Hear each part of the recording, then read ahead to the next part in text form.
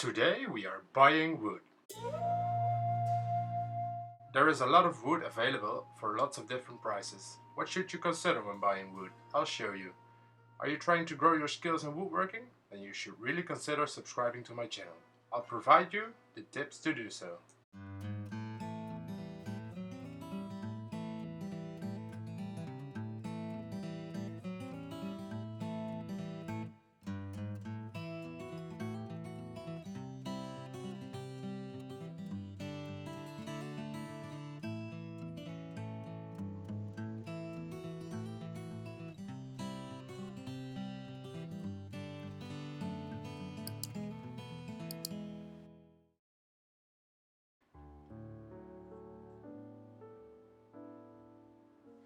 So you want to buy wood for your project?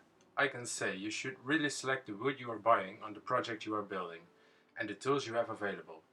Don't you have a lot of woodworking tools like a jointer, planer or a router flattening slab? You should buy wood that isn't warped or curved. This wood is more expensive than warped wood, of course, but considering you don't have the tools to make it flat again, you should look for the straightest wood as possible, but be ready to pay for it. My advice to you is, as soon as you can, buy a jointer, a planer, and make yourself a router slab to flatten slabs. When you have those tools, you can buy warped wood and flatten it yourself. It's a lot cheaper. For the tables I make the most, which are coffee tables, I buy the wood from this guy who makes dinner tables and sells me the wood he has left over, or what he cannot use because it's too warped or too small for his tables. I take this wood home and flatten it myself. And by buying all of his leftover wood, he got me a great deal, because I pay around $8 for each board he sells me. The boards you are looking right now are 3 meters long, 40 to 50 centimeters wide, and 5 centimeters thick, so that's a great deal. So how can you check if wood is straight and not warped? You should place one end on the ground, lift the other end to eye height and look over the wood. This way you can check if it's straight or warped.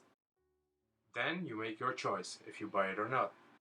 If you buy the wood for a project you are doing right now, make sure to buy dry wood.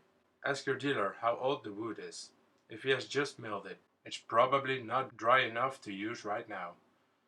If you buy wood in advance for future projects, it's okay to buy freshly milled wood as it can dry when you have it laying around.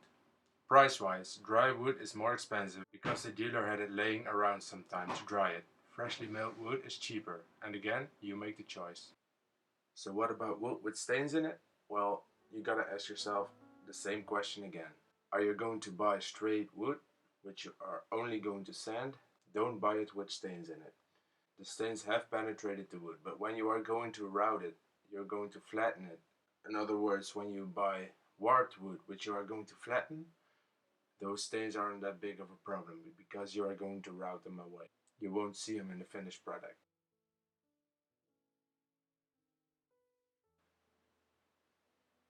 So looking back, what have we learned today?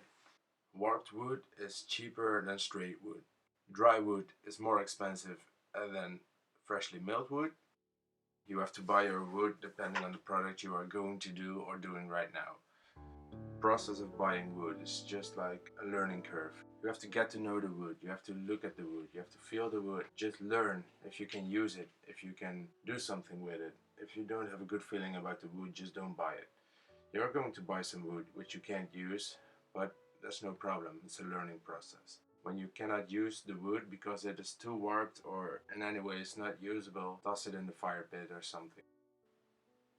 Thanks again for watching, guys. If you like my videos, please give me a subscribe, hit the notification bell, and if you got any more questions about buying wood or any other woodworking related question, please post it in the comment section below.